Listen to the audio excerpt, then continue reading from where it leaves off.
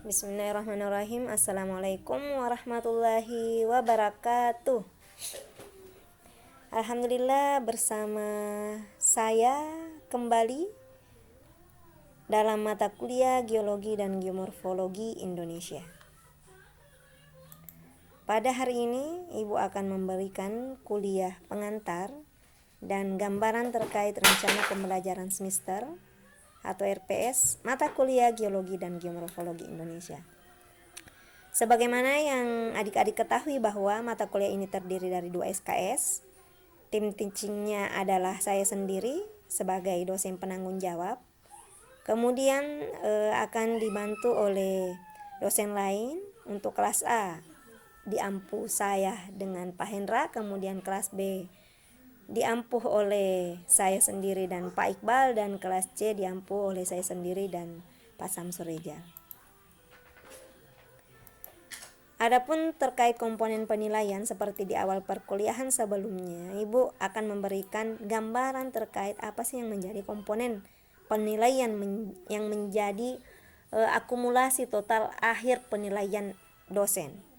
Komponen yang pertama adalah terkait presensi, kami beri bobot 10%, kemudian tugas bobotnya 20%, kemudian UTS bobotnya 30%, dan UAS bobotnya 40%.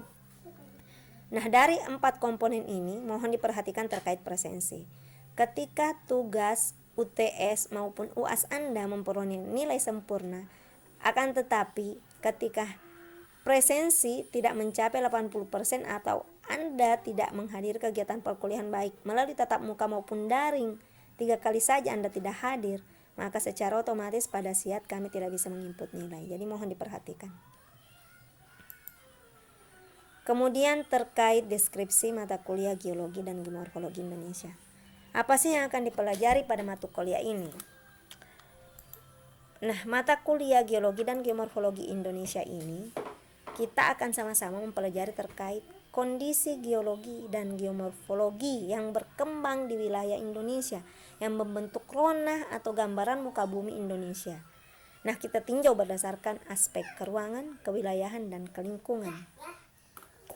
Ada 2 mata kuliah persyarat untuk memasuki mata kuliah ini, untuk mempelajari mata kuliah ini. Yang pertama adalah mata kuliah geologi dasar dan mata kuliah geomorfologi dasar. Ketika Anda tidak lulus, Anda tidak bisa atau tidak diwajibkan untuk memprogram mata kuliah geologi dan geomorfologi Indonesia. Karena 2 mata kuliah tersebut menjadi mata kuliah dasar untuk memahami atau mempelajari lanjutan terkait mata kuliah tersebut khususnya di wilayah Indonesia, yaitu terkait kondisi geologi dan geomorfologi wilayah Indonesia. Adapun capaian mata kuliah GGI yang pertama, harapannya mahasiswa mampu menjelaskan proses geologi dan geomorfologi Indonesia. Yang kedua, mahasiswa diharapkan mampu menjelaskan aspek interaksi lempeng bumi kaitannya dengan kondisi geologi dan geomorfologi Indonesia. Jadi ini tidak bisa terlepas dari teori tektonik. Bagaimana keterkaitan teori tektonik dengan kondisi geologi dan geomorfologi Indonesia. Yang ketiga adalah harapannya mahasiswa mampu menganalisa hubungan interaksi antara kondisi geologi dan bentukan geomorfologi yang ada di wilayah Indonesia. Misalkan, bagaimana interaksi atau keterkaitan antara kondisi geologi dengan bentukan-bentukan lahan yang terbentuk di wilayah Indonesia. Bagaimana interaksinya, bagaimana keterkaitannya. Kemudian berikutnya capaian mata kuliah yang terakhir adalah harapannya mahasiswa mampu menjelaskan geologi dan geomorfologi pulau-pulau besar yang ada di wilayah Indonesia. Setelah Ibu memberikan gambaran terkait capaian mata kuliah, berikutnya akan Ibu jelaskan terkait pokok-pokok bahasan utama yang akan kita bahas, yang akan kita kupas sama-sama dalam mata kuliah Geologi dan Geomorfologi Indonesia. Yang pertama adalah terkait posisi atau letak geologis wilayah Indonesia. Jadi, letak geologis Indonesia. Apa sih yang dimaksud dengan letak geologis? Maksud daripada letak geologis di sini adalah letak suatu tempat atau letak wilayah Indonesia yang dipandang berdasarkan atau yang dijelaskan atau diidentifikasi atau dideskripsikan berdasarkan struktur maupun kondisi batuannya. Selain diharapkan Anda mampu mendeskripsikan letak geologis Indonesia, harapannya Anda juga bisa menganalisis pengaruh letak geologis Indonesia terhadap kondisi alam Indonesia yang ada saat sekarang ini.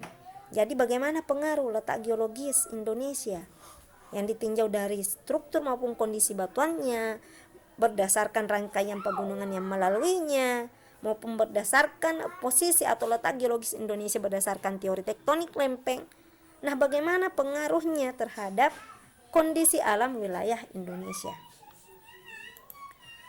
Pokok bahasan yang berikutnya, yang kedua adalah gambaran umum kondisi geologi Indonesia. Yang ketiga adalah terkait gambaran umum topografi wilayah Indonesia. Dalam hal ini adalah gambaran umum terkait kondisi geomorfologis wilayah Indonesia.